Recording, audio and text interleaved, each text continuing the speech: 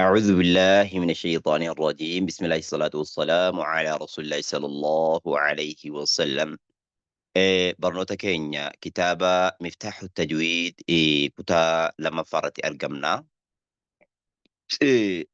أكو بيغا مغاكالي جورا بيا ألوتا شيخينيا دبني أكستبا دبر الرمو إن شاء الله كتا كينيا لما فرت درسي كينيا سيني جرقا درسي تيغي سيني جراني sirriitti dhaggeeffadhaa sirriitti jechuudha hubadhaa isheen keenya maasha Allah akka kitaabolee kaanitti jechuudha deddeeressan keenya gaggabaabsee kaa'e waan ta'eef bifa gaafiif deebiitiin kaa'ee jedha maaliif jennaan litashulaa akka laaffatuuf jedha barataarratti akka laaffatuufaaf gabaabsee kaa'e waan jeef insha Allah isin sirriitti hubadhaa namanni jechuudha. Su'aal jedha gaafiidha. Mat tajwiida jechuun maalii jedha. Tajwiida jechuun maalii jedha. Jawaab deebiidha. Huwa lughatan huwa tajwiida jechuun lughatan lughaa afaan arabaatti jedha. At-tahsiin tolfachuudha. Tolfatuudha. Maal qur'aana tolfatuutuyyii tajwiida jama. Qur'aana jechuudha tolfatootu taane sagalee tolfatuu uummanni kan qur'aana tolfatu kan akkamitti fudhata sagalee tolfatootu fudhata. Laa sagalee tolfatootu hin taane qur'aana ahkaama isaadhaa sifaata isaadhaa makhaarija isaadhaa qubeeleedhaaf haqa isaadhaa kennitee eeggatuutuyyii tolfatuudha jechuudha. Isxilaahaatti immoo isxilaahaa jechuun seera warra naxwiyyootaa takkaanuu seera warra qur'aanaatti i'xaa'u kennuudha. Al-xuruufa qubeedhaaf kennuudha. Qubee kanaaf kennu qubuma kanaaf kennuudha. I'xaa'u kennuudha. Al-xuruuf qubeedhaaf. Maal maa tastaxiquhu waan inni haqa godhate min asifaati sifaatarraa ifarraa waan inni haqa godhate kennuudha. Kanaaniyyii tajwiida jama lalqabadhaa. Ni dhufa qormaata irratti. Qormaata irratti ni dhufa gaafiidhaan dhufa itti guutan. Mat tajwiidu jedhu yeefaa dhufa. At-tajwiidu akkana itti deebisuu qabdan. Tajwiida jechuun maal jenne loogaatti? At-tajwiidu maa huwa loogatan wasxilaahan jeesii dhufa. Yoo san loogaatti maal at-tahsiin. Isxilaatu i'xaa'u al-xuruufi maa tastaxiquhu min as-sifaatii jedha. Jettanii deebisuu danda'uu qabdan jechuudha. Gaafa keenyaa akkasitti qormaatamne jechuudha. Gaafii 100 keessa 200 keessaa dhufee akkasitti qabachuun keessan barbaachisaadha jechuudha. Hanga rabbis hin dandeessise. Isxilaaha warra naawwiitti i'xaa'ul xuruufi jedha. Kennuudha qubeedhaaf. I'xaa'u kennuudha al-xuruufa qubeedhaaf. Maa tastaxiquhu waan inni haqa godhatee kennuudha. Min as-sifaati sifaatarraa. Sifa hogguu jenne bifa. Bifa jechuudha. Inshaallah kitaaba kan keessatti ilaalan riyaadoota isaan keessatti qubeen tokko fakkeenyaaf hamzaan sifa 4 qaba. Jaarii, shiddaa, istifaal, infitaaha qaba. Kitaaba biroo keessatti immoo ismaata qaba. Warra jechuudha ismaata seera tajwiidaarraa ijoo warra immoo ismaanni jechuudha seera tajwiidaarraa hin jenne biratti immoo sifa 4 qaba jechuudha. Sana jechuudha kitaaba kan keessatti ilaalla. Kanaafuu kana eeguutu tajwiida jedhama jechuudha. Su'aal gaafii maa xukmul camali bihi maali murteen itti hojjechuudhaaf moo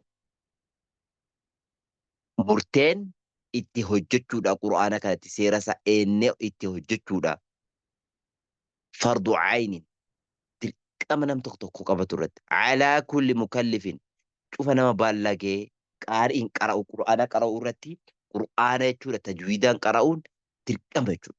Fardu caynin jechuun dirqama nama tokkoon qabatuuti jechuudha. Dirqama nam tokkoon mataa mataatti isa qabatuuti jechuudha. Dirqama nama qabatuuti jechuudha. Nam tokko mataa mataa isaatti isa qabatuuti. Calaa kulli mukallifin cufa nama baallagee qaariin qur'aana qara'u irratti dirqama jechuudha. Qur'aana tolfachuun. Kitaabni kun immoo ajaa'ibaa. Kitaaba biroo keessatti maal jedhanii beektanii? Kitaaba amma Hidaayatul Mustafii keessatti maali murteen jechuudha ammallee qur'aanatti dalaguudha gujo itti hojjechuun isaadha dirqama garuu immoo jechuudha barachuun isaadha fardul kifaayaadha jedhe. Tajwiida barachuun fardul kifaayaadha jechuun dirqama jechuudha. Ammallee dirqama hin qabnam tokko barannaan irraa bu'aa. Garuu immoo itti hojjechuun dirqama jedhe. Dogongora sun. Dogongora. Namni jechuudha barachuun dirqama itti hojjechuun dirqama akkamitti immoo barachuun immoo dirqama hin taane. Dirqama jechuudha maaliif?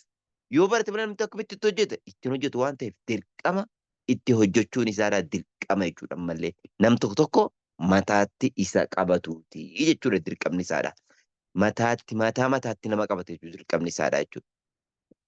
Maa mawduucuhu maal qorata tajwiidni kun takkaanoo bakki isaadhaa maali bootaan isaadhaa maal mawduucuhu jechuun maali bootaan isaadhaa takkaanoo maal qorata inni tajwiidni kun maal qorata maa mawduucuhu jechuun maal qorata maal bootaan isaadhaa alfaadul qur'aan lafziiwwan qur'aanaa qorata tajwiida jechuun lafzii qur'aanaa qorata qorachuu jechuun heera isaadhaa eege jechuudha qaceellotti jechuudha heera isaadhaa eege jechuudha alfaadul qur'aana qorata mallattoo isaadhaa maal qorata hogguu jenne bakka ammallee qur'aanaadhaa qorate jechuudha inni bakka qur'aanaadhaa qur'aanni jechuudha ammallee akkuma rabbiin keenya warattil qur'aana tartiila jee rabbiin keenya nabi Muhammad buuse akkuma sana inni maal qorata lafzii qur'aanaadhaa akka hin cabne akka jechuudha ahkaamii muduunni ammallee sifaanni wanti hundinuu eegamee qara'amu kana qorata jechuudha. Maa su'aal gaafii maa faayidatuhu maali bu'aan isaa jawaab deebisaadha sacaadatu daarayni milkii biyya lamaaniiti. Gaafa qur'aana tolfattee jettee milkii biyya lamaaniiti inni otuu loosettee jechuudha jettee of hin taane milkii biyya lamaanii argate jechuudha namtichi gaafa san. Addunyaattis rabbi sadarkaa isaadhaa ol fuudhaa. Akhiraatti rabbi sadarkaa isaadhaa ol fuudhaa. Namni gaafa qur'aana qabate milkii biyya lamaanii qabatee qur'aana tolfannaanis akkasuma sana walitti jechuudha hammatame jechuudha. Rabbiin nuuf haa kennu milkii biyya lamaanii. Su'aal gaafiidha. Maa gaayatuhu maali kaayyoon isaadhaa immoo kaayyoon isaadhaa maali? Kaayyoon qaba gabeettanii wanti tokko kaayyoon inni kaa'ameef maali? Jawaab deebisaa sawnul lisaan arraba tiskuudha. Tissuudha arraba kana. Kaayyoon isaadhaa sawnul lisaan arraba tissuudha. Anil khaxa'i dogongorarraa fi kitaabillahi ta'aalaa qur'aana rabbii ol ta'e keessatti dogongorurraa tiskuudhaafiyyi kaa'ame jechuudha kaayyoon isaadhaa kana. وبلوغ النهاية أونغا جاهينسا النهاية أمورات في إتقان القرآن قرآن يجور أما اللي تلتو كيست إني غايا أما اللي إتقانات يجور إتقانا يجور تلتو قرآن كيست علامات لقية شوف يجور نما fudhatee irratti jechuudha. Min al-hadarati nabawiyyati.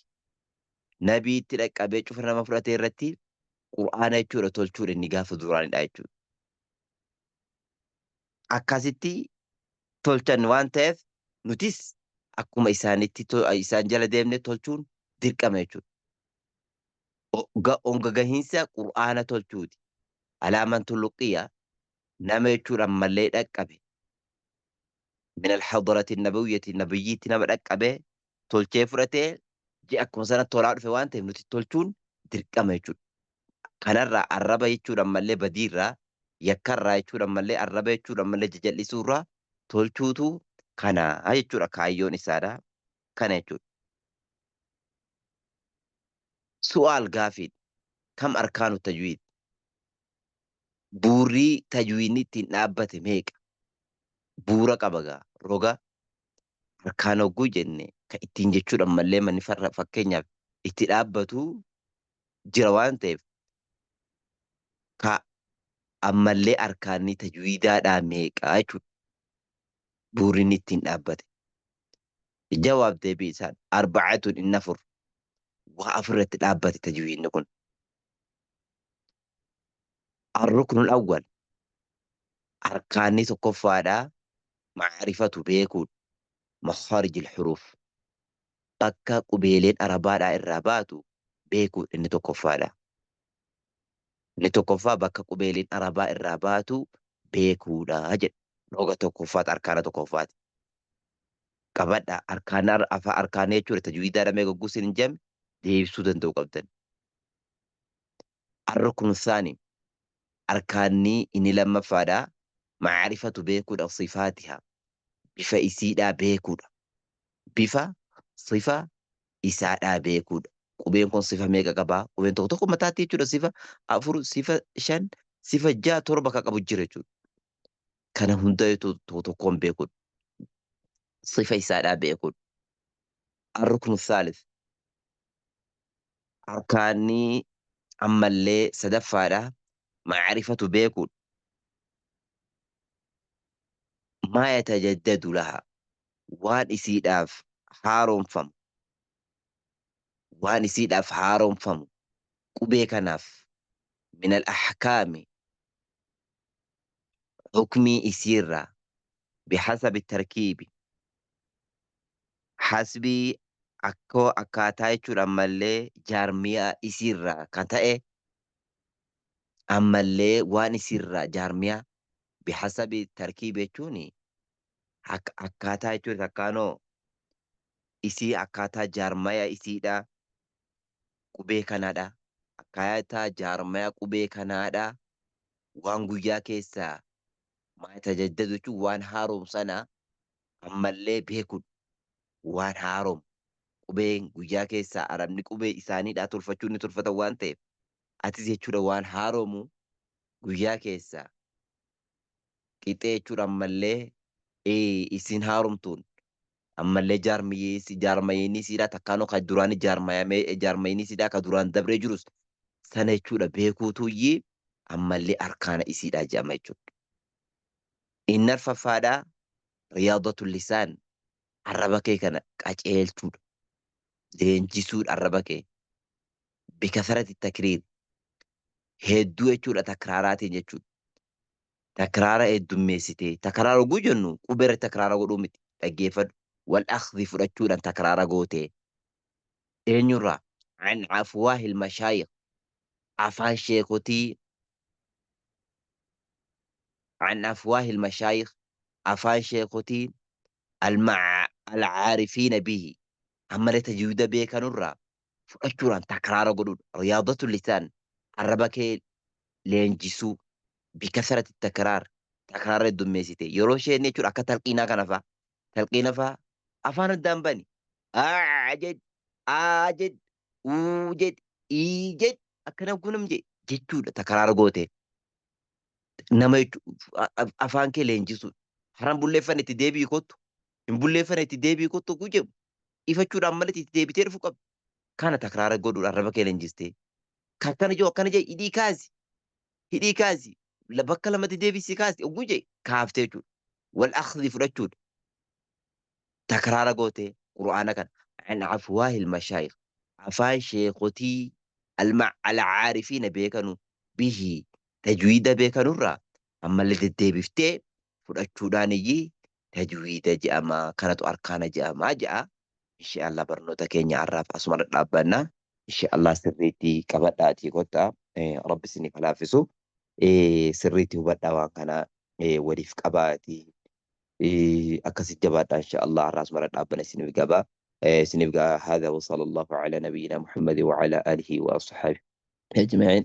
السلام عليكم ورحمة الله وبركاته.